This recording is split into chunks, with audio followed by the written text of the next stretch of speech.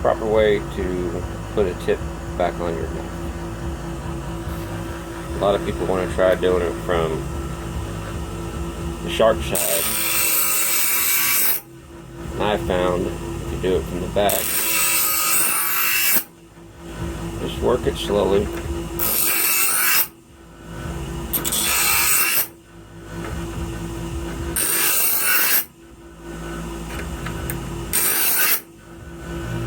Uniformly,